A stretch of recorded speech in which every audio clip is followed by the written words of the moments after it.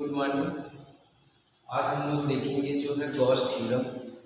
Gauss theorem इसके पहले जो है आपको पिछले वीडियो में आपको बताए थे कि एरिया वेक्टर क्या होता है, इलेक्ट्रिक फ्लक्स क्या होता है, लेकिन थोड़ी सी व्याख्या आज कर दे रहे हैं क्योंकि उस दिन कुछ बच्चे कह रहे थे समझ में कम आया था। थोड़ी सी व्याख्या आज फिर कर दे रहे हैं। क्या एरिया वेक्टर, हम लोग एरिया तो पढ़े होंगे, क्षेत्रफल क्षेत्रफल पढ़े होंगे, कौन सी राशि है, अदिश राशि। क्षेत्रफल अदिश राशि है तो अदिश राशि मापने के लिए दिशा की कोई आवश्यकता नहीं है, तो अर्थात हम लंबाई और पूरी चौड़ाई करके क्षेत्रफल को निकाल लेते हैं।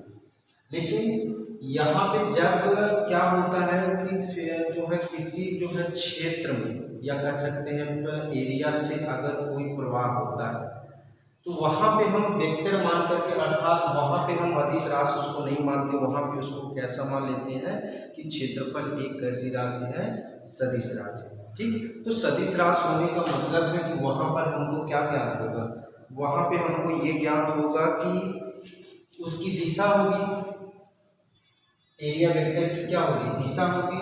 तो दिशा हम कैसे निकालते हैं, दिशा निकालने के लिए हम क्या करते हैं कि जो तल जो भी क्षेत्रफल लेते हैं उसके ठीक लंबवत का भाग, मतलब जैसे हम कह दिए कि मान लीजिए ये आपका डिस्टर है, तो डिस्टर का जो ये भाग जो इसका एरिया है इसके ठीक लंबवत जो पृष्ठ होगा वही उसकी दिशा होगी। जैसे मान लेते हैं ये पृष्ठ हमको देखना है तो इसके ठीक लंबवत, परिमाण तो हमको पता हो गया, परिमाण कैसे मापते हैं, परिमाण मापते हैं लंबाई और चौड़ाई का गुणा करके, लेकिन दिशा इसका क्या होगा, ठीक इसके तल के क्या होगा, लंबवत होगा। ठीक, तो एरिया वेक्टर में हम जो वेक्टर इसमें दिशा हमको देखना था, तो दिशा सदैव जो है तल के कैसे होती है, सदैव तल के लंबवत होती है। ठीक, तो इसमें दो बातें किए थे, एक बंद वक्र की बात किए थे, एक जो है खुले वक्र की बात किए थे। बंद वक्र में क्या होता है कि बंद वक्र या खुला वक्र दोनों के लिए जो उसमें पृष्ठ जो लिया जाता है, जैसे बंद वक्र के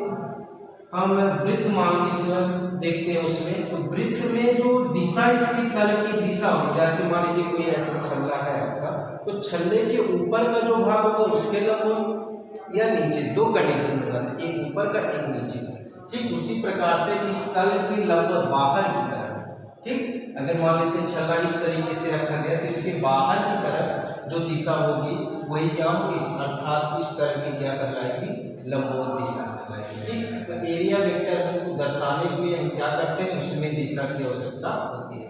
यहाँ पे कुछ पॉइंट हम आपको लिखे हुए हैं, पॉइंट में एरिया वेक्टर हुआ, तो एरिया वेक्टर आप समझ गए, तल के लंबवत कर लिए। इलेक्ट्रिक फ्लक्स के भी बारे में आपको बताया थे, थोड़ा सा डिस्कस इसमें भी कर देते हैं। इन अबाउट टॉपिक, मतलब टॉपिक गॉस थ्योरम ने कैसा क्या प्रमेय दिया उसके बारे में, उनका स्टेटमेंट क्या है, प्रूफ क्या है, फैक्ट क्या है, एप्लीकेशन क्या होंगे। तो इसमें से जहाँ आपको कोशिश करेंगे फैक्ट तक आपको बता दें, एप्लीकेशन जो अगले वीडियो में बताया जाएगा। ठीक, तो क्या करेंगे, इलेक्ट्रिक फ्लक्स अब देखेंगे, इलेक्ट्रिक फ्लक्स में क्या होगा, वैद्युत फ्लक्स में।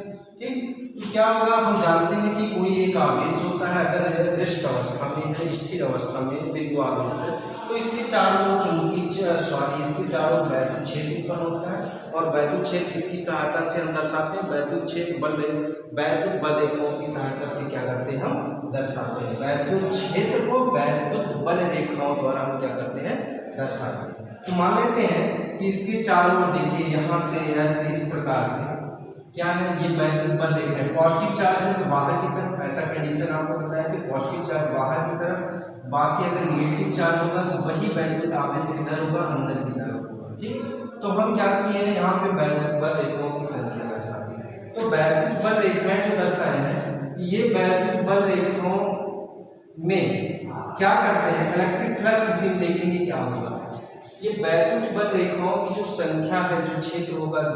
ठीक, तो वैद्युत बल रेखाओं में कोई एक काल्पनिक पृष्ठ ले लेते हैं, मान लेते हैं ये वैद्युत बल रेखा ऐसे गुजर रही है, इस पर कोई एक काल्पनिक पृष्ठ लेते हैं, और इस पृष्ठ से होकर के जाने वाली वैद्युत बल रेखाओं की संख्या, इस पृष्ठ में, पृष्ठ में से होकर के जाने वाली वैद्युत बल रेखाओं की संख्या का माप क्या कहलाता है, वैद्युत फ्लक्स कहलाता है। कैसे माप क्या कहेंगे, माप का मतलब जैसे इसमें इसके अंदर से 1 2 3 रेखाएं जा रही हैं, ठीक, दिखाए जा रहे हैं। अब ये क्या होगा, इसकी माप अगर इसमें से मान लेते हैं ऐसे बल रेखाएं तो कितनी हो गई, 1 2 3 4 5 रेखाएं होती जा रही हैं। तो यही जो है इसके अंदर कितने बल रेखाएं होकर के गुजर रही हैं वही हमारा क्या होता है, जो काल्पनिक पृष्ठ लेते हैं वही हमारा क्या होता है, वैक्यूम फ्लक्स होता है। ये दो बातों पर निर्भर करता है, एक पॉइंट आपका होता है एरिया पर, दूसरा पॉइंट होता है बल रेखा पर, मतलब जो है ई पर। ई को दर्शाते हैं वैद्युत बल रेखाओं या वैद्युत क्षेत्र को ई से दर्शाते हैं ई पर। तो दो कंडीशन है कि अगर इस क्षेत्र में क्या कर देते हैं कि जो मान लीजिए यहाँ पे जो हम काल्पनिक पृष्ठ लिए समान है, अगर उसमें वैद्युत बल रेखाओं की संख्या अधिक कर दें तो माप मतलब काउंट करना अधिक हो जाएगा, अधिक से अधिक बल रेखाएं उसमें से गुजरेंगी। क्यों? क्योंकि यहाँ पे आवेश की मात्रा वैद्युत क्षेत्र इसको क्या कर दी, अधिक कर दी। कैसे करेंगे ये तो आपको बताया है कि अगर इसको दूर लेके जाएंगे तो कम बल जो आपका क्षेत्र होगा, जो बल रेखाओं की संख्या कम होगी, अगर पास ले जाएंगे तो बल रेखाओं की संख्या क्या होगी, अधिकतम होगी। तो हम क्या इस कंडीशन के माध्यम से क्या करते हैं कि इस पृष्ठ से अगर बल रेखाओं की संख्या अधिकतम होगी, ठीक, तो यहाँ पे जो है मतलब एक निर्भर करेगा वैद्युत फ्लक्स एक पॉइंट पर क्या, वैद्युत बल रेखाओं की संख्या अधिकतम करने पर, दूसरा निर्भर करेगा कि अगर इसका क्षेत्रफल घटा बढ़ा दिया जाए तो क्या होगा, तो उस पर भी निर्भर करेगा वैद्युत फ्लक्स। तो वैद्युत फ्लक्स को डिनोट करते हैं फाई, इससे फाई ई अनुपाती होगा ए पर। ए अगर घटाएंगे बढ़ाएंगे तो इस पर प्रभाव पड़ेगा वैद्युत फ्लक्स पर, मतलब उनके मापों की संख्या पर प्रभाव पड़ेगा। दूसरा एफ ई से डिनोट करते हैं वैद्युत फ्लक्स को, एफ ई से। एफ ई प्रोपोर्शनल एक होगा ई के, अगर ई का मान मतलब वैद्युत बल रेखाओं की संख्या को घटाएंगे बढ़ाएंगे तो क्या होगा, यहाँ पे ई के मान में प्रभाव होगा। दोनों एक साथ अगर इसको एक साथ लिखते हैं तो एफ ई बराबर हमको मिलता है फाई ई बराबर, यहाँ पे प्रोपोर्शनल है, प्रोपोर्शनल हटाएंगे तो एक कांस्टेंट मिलता है, जैसा मात्रा में कांस्टेंट जो हमको मिलता है उसका मान कितना लेते हैं, 1 लेते हैं, ठीक, के ई इंटू ए। और यहाँ पे हम अगर इसको एसआई मात्रक में लिखेंगे तो क्या हो जाएगा, या फाई ई बराबर क्या होगा, ई इंटू ए। लेकिन इस कंडीशन में अधिकतम कम लेते हैं क्योंकि ये काल्पनिक पृष्ठ है।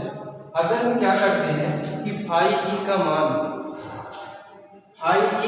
जो काल्पनिक यहाँ पे देखते हैं पूरे खंड के लिए नहीं, मान लीजिए हम कुछ कोण बनाते हुए अगर ई फाई में रखा गया हो, जैसे मान लेते हैं कोई ऐसा पृष्ठ लिए हैं और पृष्ठ से होकर के कोई वैद्युत बल रेखाएं इस प्रकार से गुजर रही है, तो इसके तल का मतलब जो पृष्ठ लिए इसका क्षेत्र किधर होगा, बल रेखा दिशा किधर होगी, बाहर की तरफ।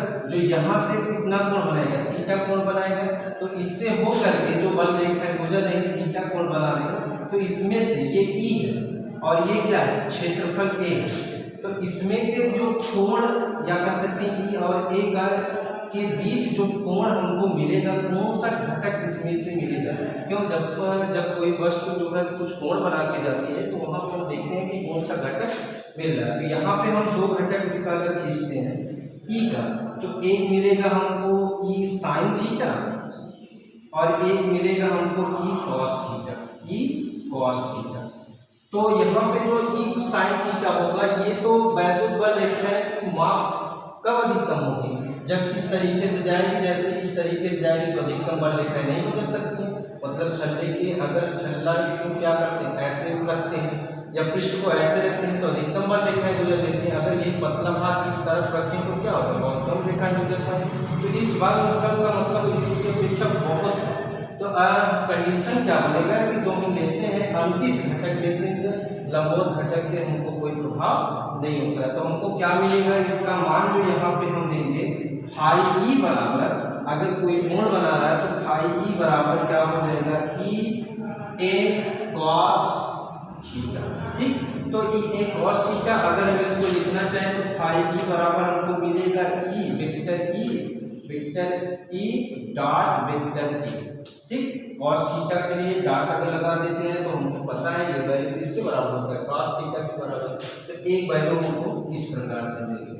अगर इसी में देखते हैं कि मान लीजिए कि कोई जो है छोटा खंड लेते हैं, छोटे खंड के लिए अगर हम देखें, मान लीजिए इसमें अगर इसमें छोटे खंड का हमको वैद्युत फ्लक्स ज्ञात करना है तो इसके लिए हम क्या करते हैं, वैद्युत फ्लक्स ज्ञात करने के लिए ई और इंटू ए में जो अगर सूक्ष्म खंड लेकर के हम गणना करते हैं किसी भी स्थिति, मान लेते हैं तो यहाँ पे हमको ई और ए का जो मान मिलेगा, ई और ए का मान मिलेगा सूक्ष्म भाग के लिए। संपूर्ण भाग के लिए क्या करना पड़ता है, उसका समाकलन करना पड़ता है। तो हम क्या कर सकते हैं कि सूक्ष्म भाग के लिए, अगर किसी सूक्ष्म भाग के लिए लिख रहे हैं तो डी फाई ई उसको लिखेंगे, क्योंकि थोड़े भाग के लिए, थोड़े फ्लक्स के लिए मान निकालें। डी फाई ई बराबर क्या हो जाएगा, हो जाएगा आपका ई वैद्युत, अगर इसमें वैद्युत क्षेत्र जो या कह सकते हैं वैद्युत बल रेखाओं की संख्या, वैद्युत क्षेत्र की तीव्रता ई माने हैं, और इनटू क्या हो जाएगा डी ए। ठीक, अब क्या करेंगे, अगर इसमें संपूर्ण का निकालना है तो इसका क्या कर देते हैं, समाकलन कर देते हैं, कहाँ से फाई ई तक और डी फाई ई का, और दूसरा इसका क्या कर देते हैं, ई को कांस्टेंट बाहर कर देते हैं ए तक, कहाँ तक, पूरा पूरा क्षेत्रफल ए तक, तो डी फाई ए हो जाएगा डाटा। ठीक, तो हमको क्या मिलेगा कि या मिल जाएगा, ये तो फाई तक जाएगा और ये क्षेत्रफल हमको जाएगा E into integral A D A.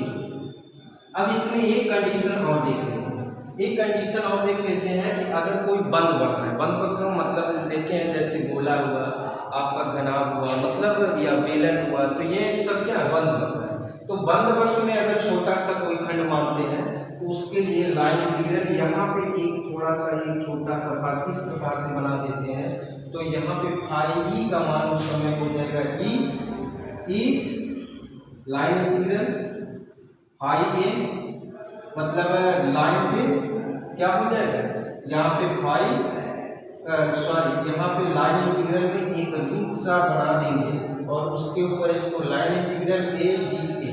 तो ये किस कंडीशन पर होगा, जब कोई हमारा बंद वक्र होगा उसमें सूक्ष्म छोटा खंड मानते हैं तो उस समय ये फार्मूला लिखते हैं।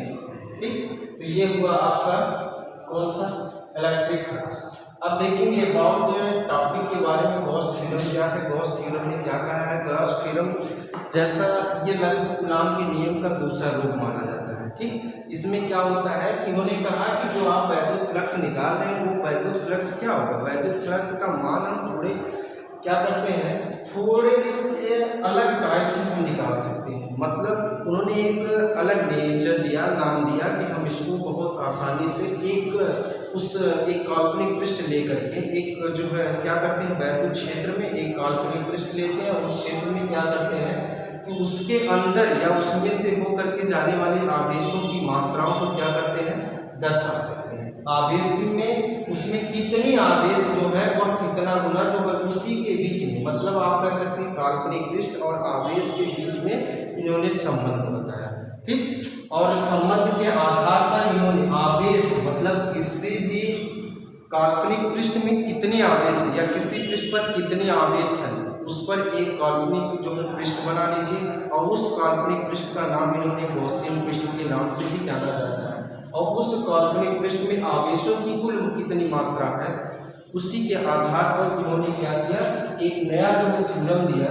उनका स्टेटमेंट क्या था, उनका स्टेटमेंट था कि किसी बंद पृष्ठ से गुजरने वाले वैद्युत फ्लक्स क्या था, किसी बंद पृष्ठ से गुजरने वाले, लिख लेंगे स्टेटमेंट है उनका, क्या है कि किसी बंद वक्र से गुजरने वाले वैद्युत फ्लक्स फाई ई तथा उस फ्लक्स से परिबद्ध या कह सकते हैं उस फ्लक्स के पृष्ठ से परिबद्ध उनमें उपस्थित कुल आवेशों की मात्रा, उनमें उपस्थित कुल आवेशों की मात्रा का 1/ε गुना होता है।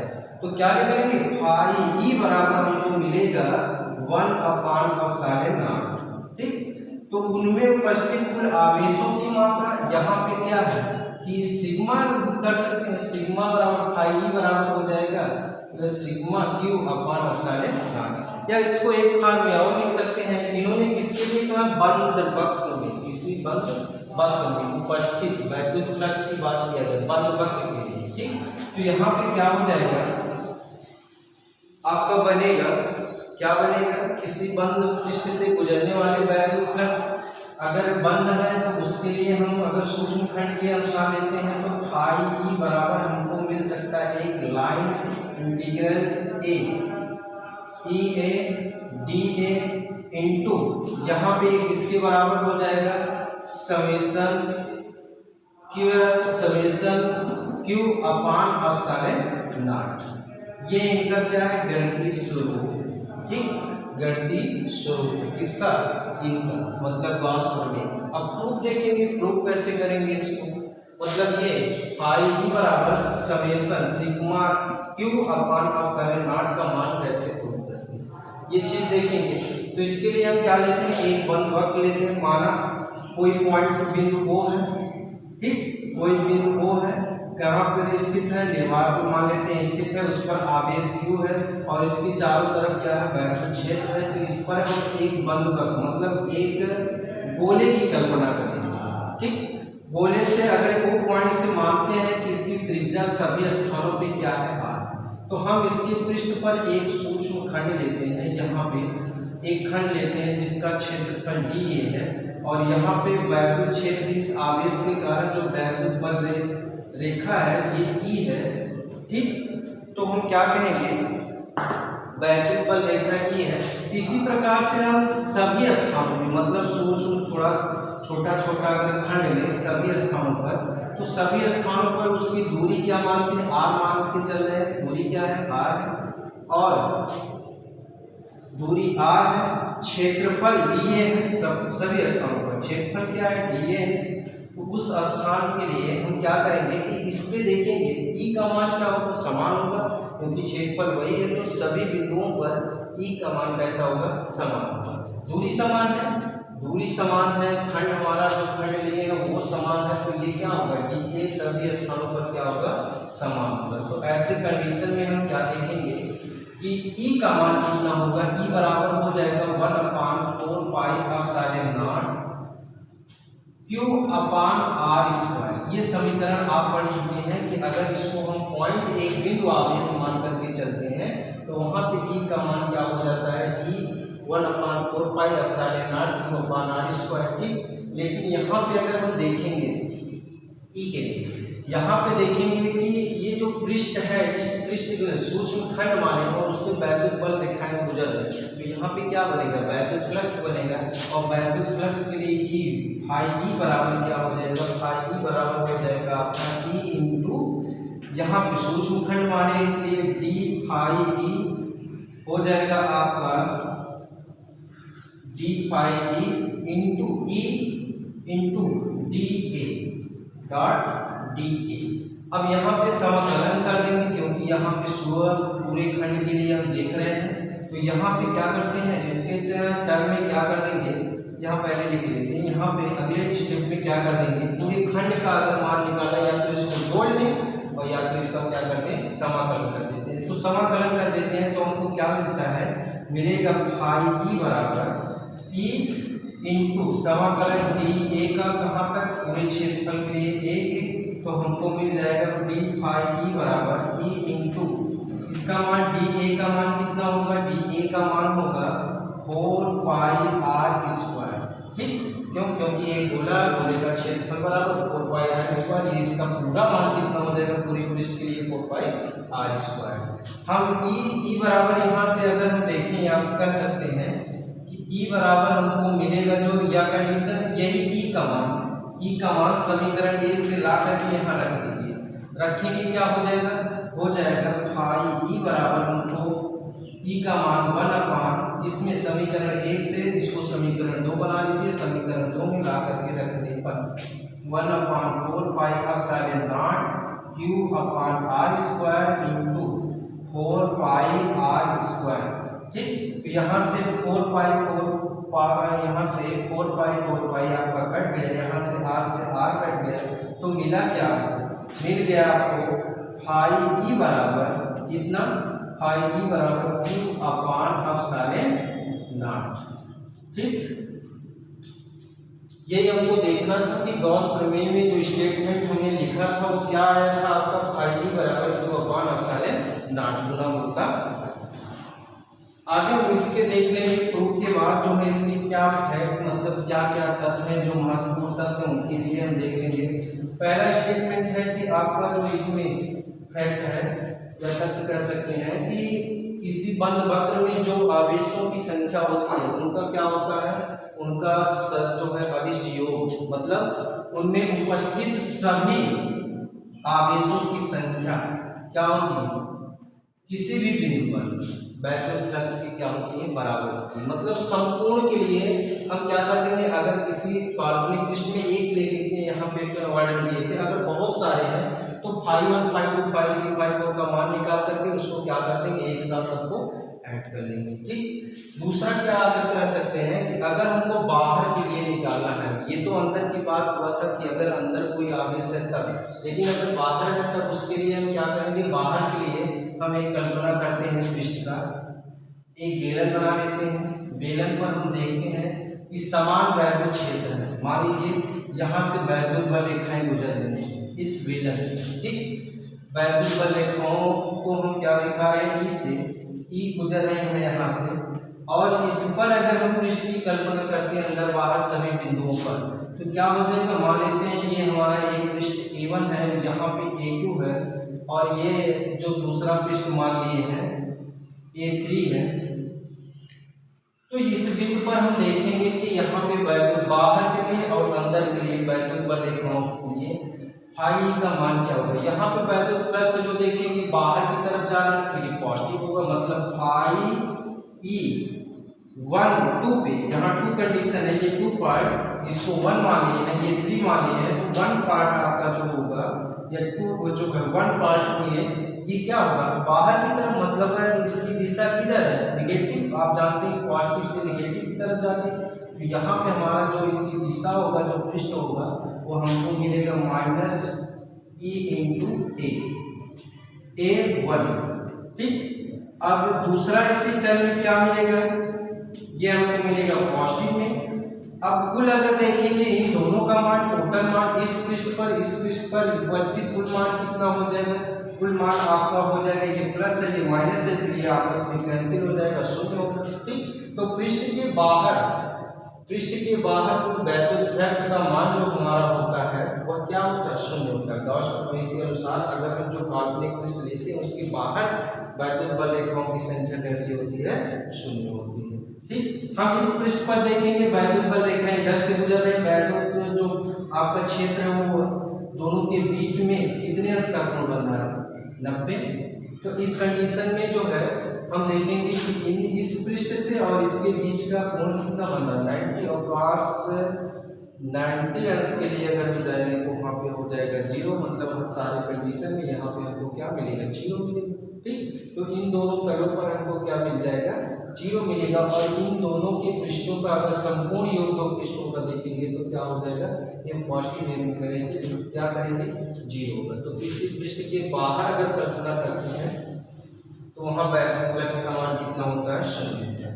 इसके बाद हम देखेंगे कि इसकी सहायता से हम क्या कर सकते हैं, किसी पृष्ठ का वैद्युत क्षेत्र की तीव्रता का मान क्या कर सकते हैं, ज्ञात कर सकते हैं।